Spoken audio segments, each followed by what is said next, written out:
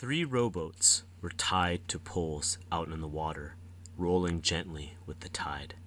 If Cal squinted, he could make out a stretch of land in the distance, visible only because it interrupted the reflection of moonlight. "Evil Island?" Jasper asked. Cal snorted, surprised that Jasper had said something. He was probably being serious, Cal decided, as this seemed an unlikely time for him to acquire a sense of humor. "Chaos-ridden," Cal said. "How do we get across?" At his words, 3 of the chaos-ridden waded into the sea. First, they were up to their thighs in the water. Then, it was at their waists. Then, their necks. Then, it covered their heads completely. "Wait!" Cal shouted, but they were gone. Had he just put them to death? Could they die?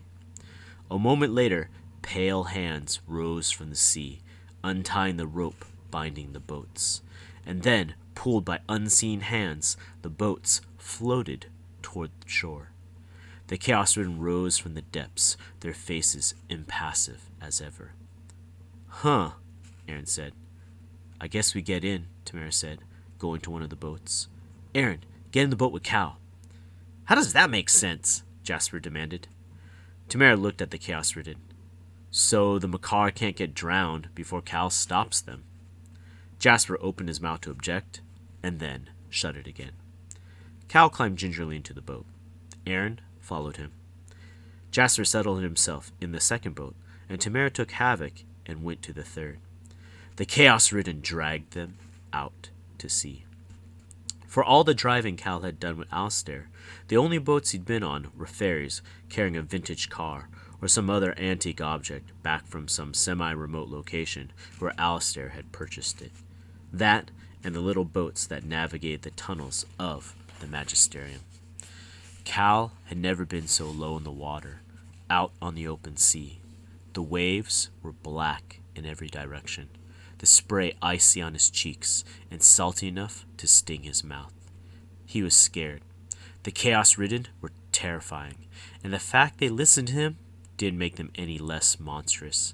His friends wanted to get away from him, maybe even hurt him. And still ahead were his father and Master Joseph, both unpredictable and dangerous. Aaron was sitting hunched up at the prow of the boat. Cal wanted to say something to him, but guessed that anything he had to say wouldn't be welcomed.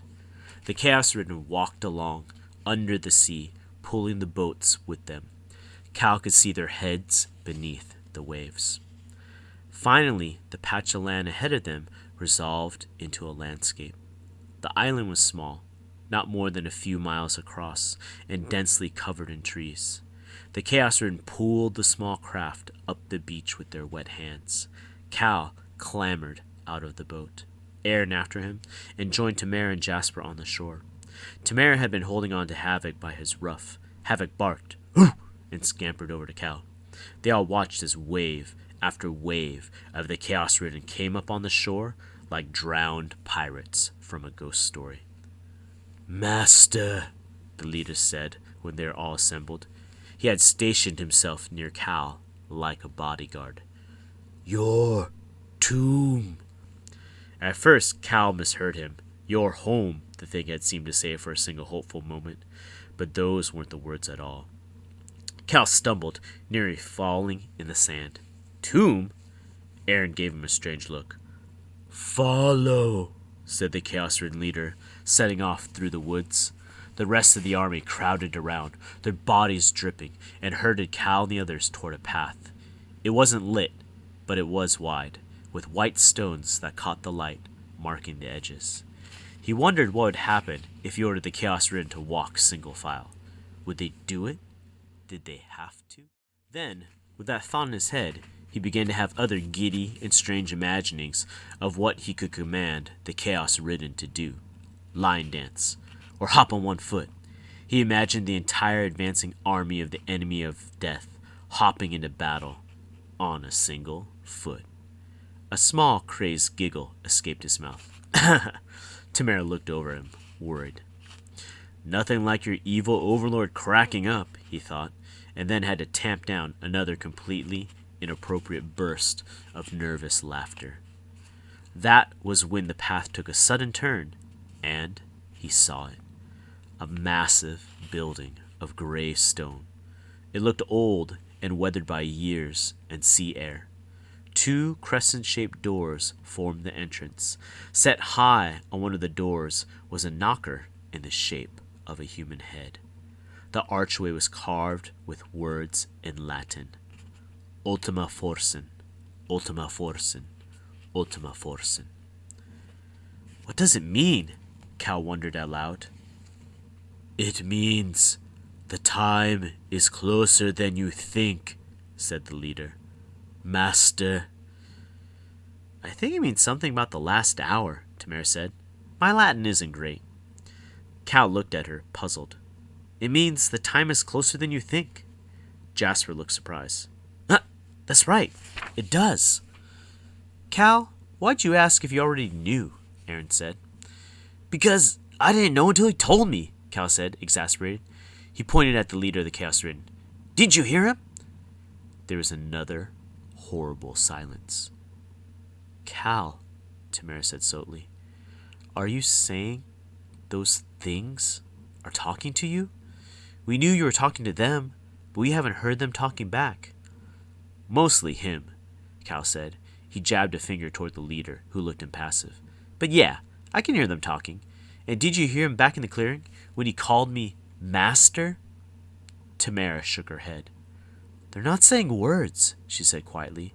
Just mumbling and groaning and making weird sounds, like muffled screams, said Aaron. Sounds like they're speaking perfect English to me, said Cal. That's because you're like them, Jasper spat. Their souls are all hollowed out. There's nothing inside, and neither are you. You're nothing but the enemy.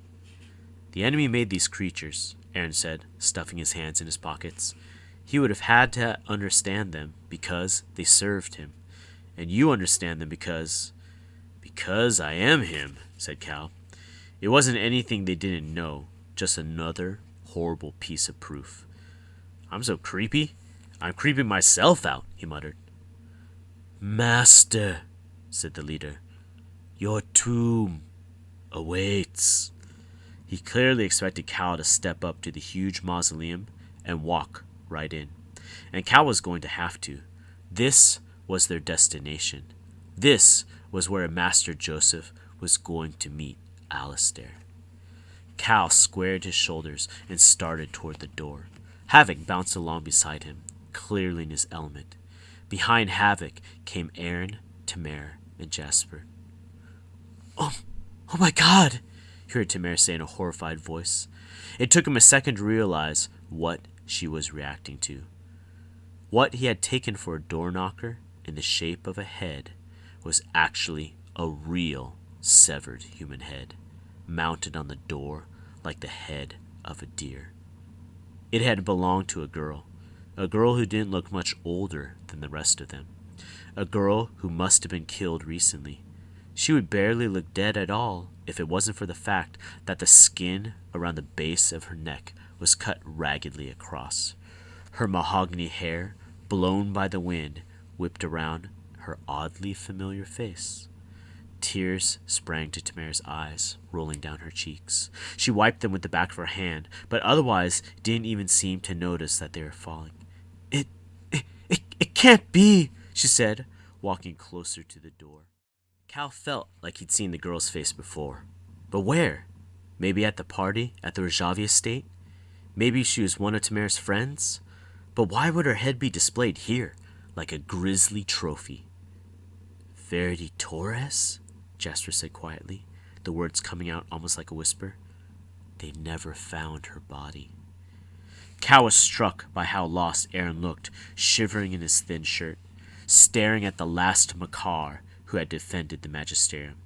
If he'd lived a generation earlier, this would have been him, his head nailed up there as a terrible warning.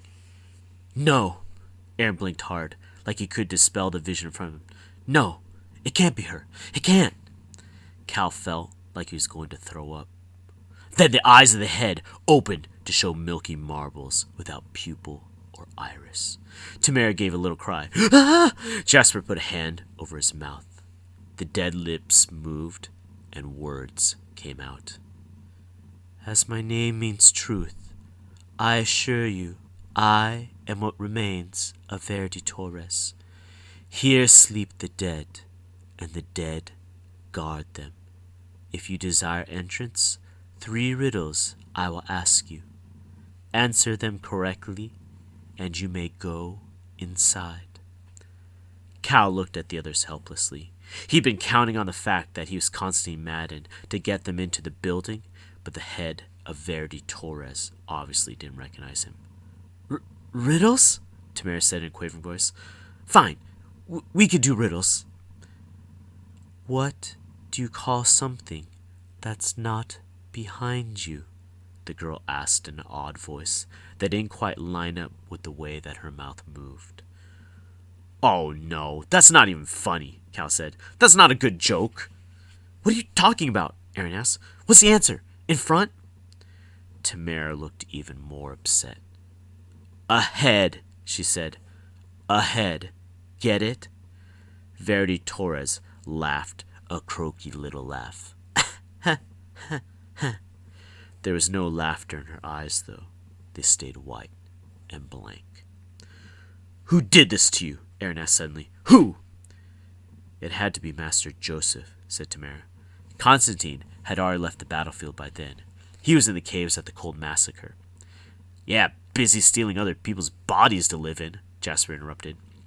And even though the words cut, Cal was staggered with relief that Constantine Madden couldn't have done this horrific thing, that he'd been busy being reborn as Callum. Of course, the enemy had done other terrible things, but not this. That wasn't a true riddle, the head said, ignoring Aaron's question. That was just for practice.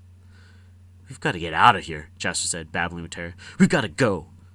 Go where? Aaron demanded. There's hundreds of Chaos Room behind us. He squared his shoulders. Ask away. So we begin, Verdi said.